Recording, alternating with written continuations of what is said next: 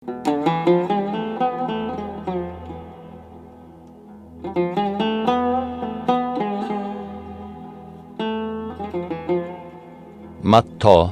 بابی 13.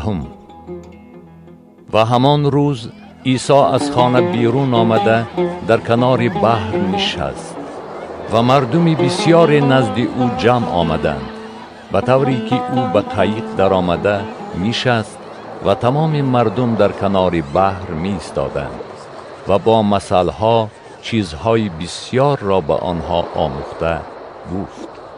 اینک کارنده برای پاشیدن تخم بیرون رفت و چون تخم می پاشید قدر در کنار راه افتاد و پرندگان آمده آن را خوردند.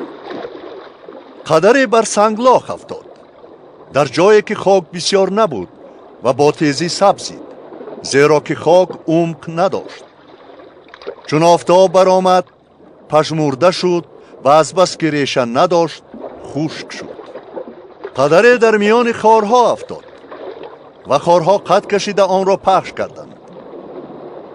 قدری در خاک نغز افتاد و بار آورد، بعضی 100 برابر، بعضی 60 و بعضی 30. هر که گوش شنوا دارد بشنود.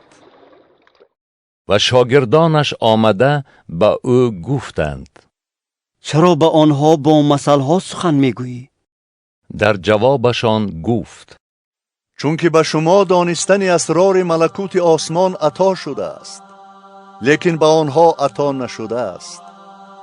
زیرا هر که دارد به وی داده و افزوده شود، لیکن هر که ندارد از وی آنچه نیز دارد گرفته شود. پس شما معنای مثل کارنده را بشنوید. هر که کلام ملکوت را بشنود و نفهمد، ابلیس نزد وی آمده آنچه را که در دل وی کاشته شده است می‌رباید. این همان است که در کنار راه کاشته شده است.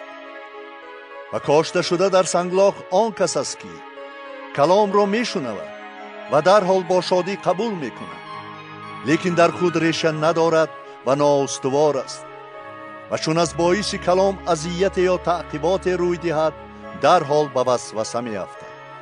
و کاشته شده در میان خارها آن کس است که کلام را میشنود، لیکن اندیشه های دنیایی و حرص ثروت کلام را پخش میکند و آن بی ثمر میگردد.